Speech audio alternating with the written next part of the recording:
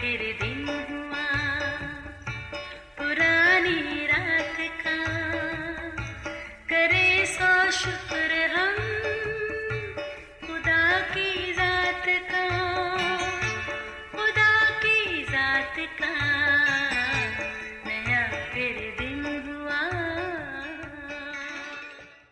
आज की आयत। खुदावंद अपने खुदा पर ईमान रखो तो तुम कायम किए जाओगे।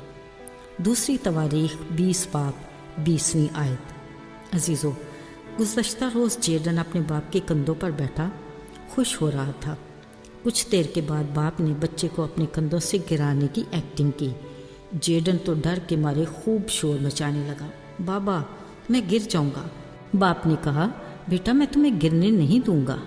मगर बच्चा मुसलसल गिरने के डर से खूब शोर मचाता रहा और बाप उसे ना गिराने का यकीन दिलाता रहा। आखिर 2-3 बार गिरने की एक्टिंग के बाद जेडन को यकीन आ ही गया कि उसका बाप किसी भी सूरत उसे गिरने नहीं देगा।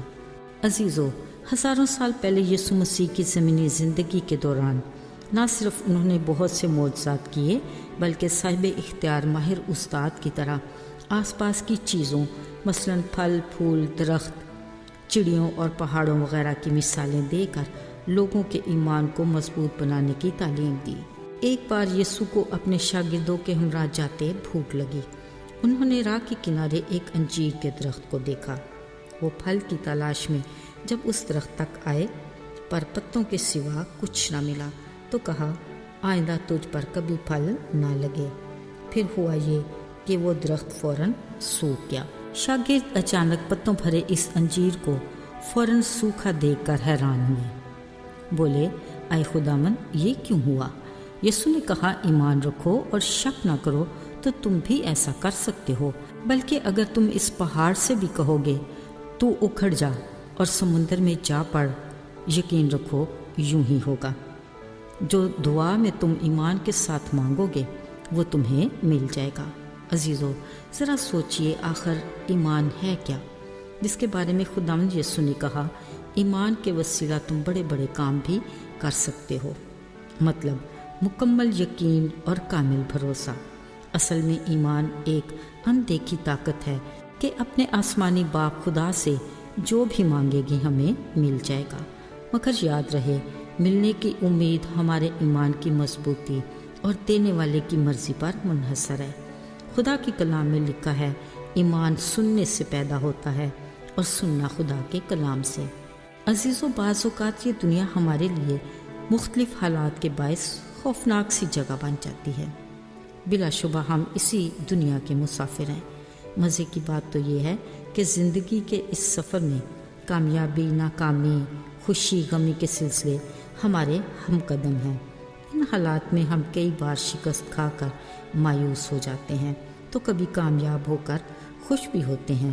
पर अगर हमारा ईमान मसीह पर है तो हम कभी शिकस्त नहीं खाएंगे। अजीज़ों, अक्सर हम खुद को कुराए अर्ज़ के मसरूफ़ तरीन इंसान समझते हुए उस आदल मुनसिफ को भूल जाते हैं जिसके दरबार में हर पल फरियादियों का मजमा लगा रहता है। फिर भी जब भी हम उसे पुकारते हैं वो हमारी सुनता और हमें जवाब देता है। लिहाजा हम जितने भी मसरूफ़ क्यों न हों, हमें ज़्यादा से ज़्यादा उसकी रफ़ाकत को तरजीह देना चाहिए और अपने लिए उसके मंसूबे और मर्ज़ी पर ईमान रखना चाहिए। यूँ हमारी ज़िंदगी में खुदा के नाम को जलाल देने के अच्छे मौक़ों का गोया एक जहान खुल जाता है।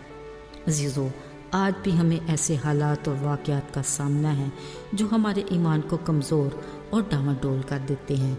मगर फ़कत खुदा का कलाम वो वाहिद ज़रिया है जिसकी बदौलत न सिर्फ ईमान में मजबूती हासिल करते हैं बल्कि इसकी बुनियाद पर और मुस्तहकम हो जाते हैं।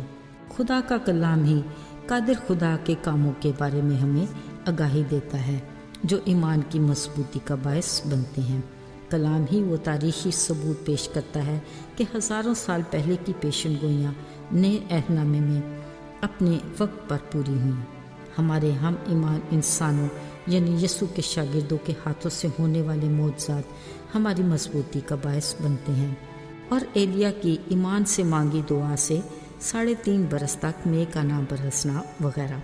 آج کے دور میں بھی خدا کے خادم اس کے نام کی قوت اور اس کے اختیار سے معجزات کرتے ہیں جو بہت سی زندگیوں میں تبدیلی اور ہمارے ایمان کی مضبوطی کا باعث بنتے ہیں۔ لہٰذا ہمیں ایمان کی مضبوطی کے لیے کس قدر خدا کے کلام کو پڑھنے، سننے اور اس پر احتیاط کر کے عمل کرنے کی ضرورت ہے۔ یاد رہے، روحانی ہتھیاروں میں ایمان ایک ڈھال کی مانند ہے جو ہمیں ابلیس کے وار سے محفوظ رکھتی ہے۔ آئیے دعا کریں۔ اے خدا، ہم تیرے شکر گزار ہیں کہ تو زندہ خدا ہے جو ہماری بات سنتا اور تسلی بخش جواب دیتا ہے۔ ہمیں ایمان کی مضبوطی عطا کر کہ ہم تیری قدرت کو یاد رکھیں۔